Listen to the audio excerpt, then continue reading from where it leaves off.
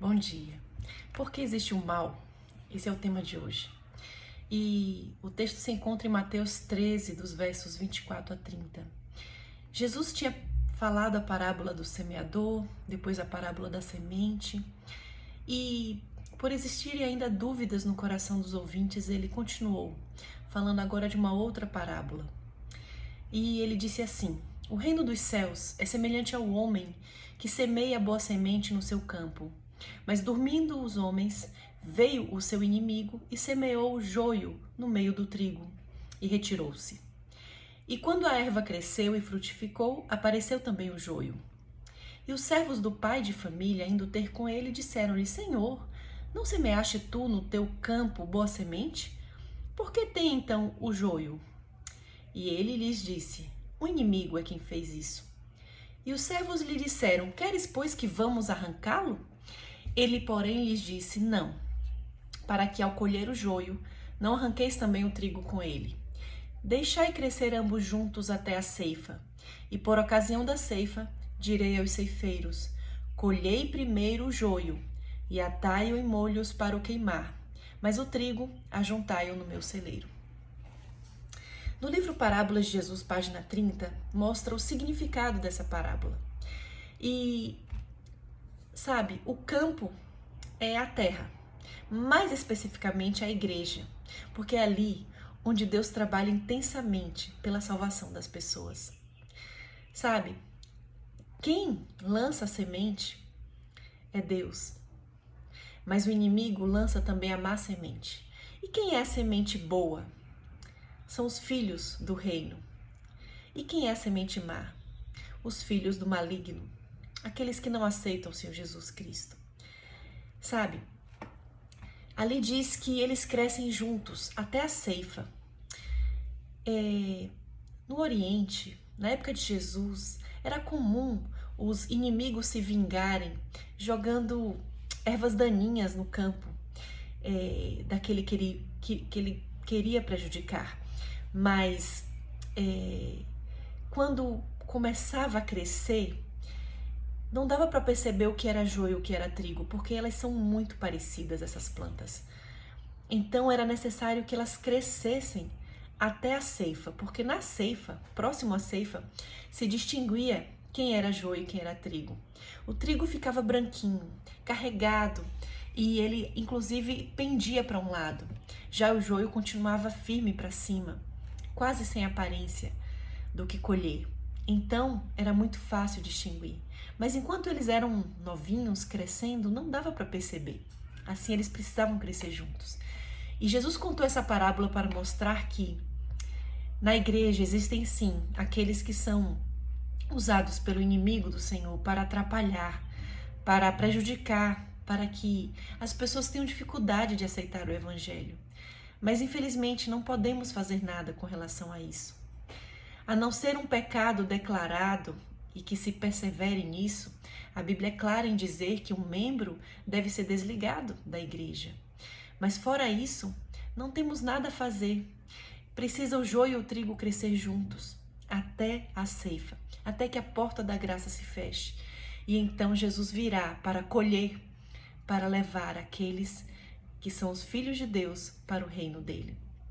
Sabe, aqui na terra é o lugar onde existe o joio e o trigo juntos. E essa parábola, também ilustra o que aconteceu no céu. Deus criou todas as coisas perfeitas, mas Ele também criou livre-arbítrio. Não somente no coração do ser humano, mas para todos os seres criados, isso inclui os anjos. E Satanás, ele se rebelou contra Deus, sem motivo, mas ele se rebelou. Ele não aceitou somente ser um anjo, ele queria também ser adorado, sabe?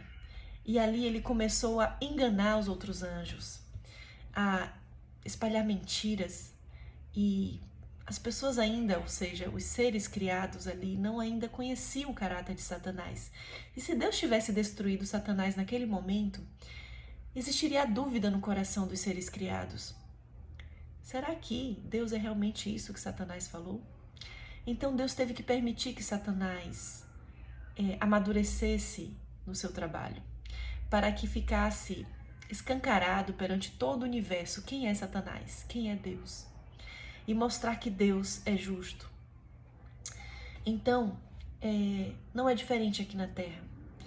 Existe um tempo para que as coisas aconteçam e amadureçam, e aparentemente são todos iguais, mas vai chegar um momento que vai ficar bem diferente, bem notório a diferença daqueles que servem a Deus e daqueles que não servem. E nesse momento é quando Jesus volta para recolher no seu celeiro aqueles que servem ao Senhor Jesus. Sabe, não devemos desanimar porque o joio está com o trigo na igreja. Jesus teve muita paciência com Judas, ele era um dos discípulos. Jesus mostra que devemos ter paciência com aquelas pessoas, até porque a gente não sabe quem realmente é o joio e o trigo. Só Deus conhece o coração. E também, quem sabe, pessoas que aparentemente são joio, mas estão sendo atraídas por Cristo e podem ser transformadas. Não sabemos, somente no final. Por isso devemos orar uns pelos outros e ter paciência. E, enfim, saber que logo em breve tudo vai ser esclarecido. Mas existe aqui na página 32 do Parábola de Jesus algo muito forte, um texto bem interessante que diz assim: Cristo mesmo decidirá quem é digno de ser membro da família celestial. Julgará todo homem segundo suas palavras e obras. A profissão de fé nada pesa na balança. O caráter é que decide o destino. O Salvador não aponta a um tempo em que todo joio se tornará trigo. O trigo e o joio crescem juntos até a ceifa, o fim do mundo. Então, o joio será atado em molhos para ser queimado, e o trigo será recolhido no celeiro de Deus. Então os justos resplandecerão como o sol no reino de Deus, como está escrito em Mateus 13:43. E mandará o Filho do Homem os seus anjos, e eles colherão no seu reino tudo o que causa escândalo e os que cometem iniquidade, e lançá-los-ão na fornalha de fogo. Ali haverá pranto e ranger de dentes, como está escrito em Mateus 13:41 e 42. Como eu falei em vídeos anteriores, esse fogo é o fogo que purifica a terra e que Satanás e os anjos maus terão a sua morte. E também os ímpios, aqueles que não aceitaram Jesus, ou seja, o joio. Deus não quer que os seres humanos decidam ser joio. Ele quer que todos se salvem. Mas a profecia mostra que haverá um grupo que não vai aceitar. Eu espero em Deus que você que está ouvindo esteja entre o trigo, que tem um caráter cada vez mais semelhante ao de Cristo, porque permitiu a ação do Espírito Santo na sua vida. E esse é o desejo para a minha vida também. Aqui diz, hoje Deus está dando a oportunidade para nós através dessa parábola. E em Hebreus 3:15 diz, se hoje ouvirdes a sua voz, não endureçais os vossos corações como na provocação. Devemos aceitar o convite de amor enquanto ele está de pé, enquanto a porta da graça ainda não se fechou. Porque Deus quer que estejamos com ele pela eternidade. Que Deus te abençoe. Um grande abraço.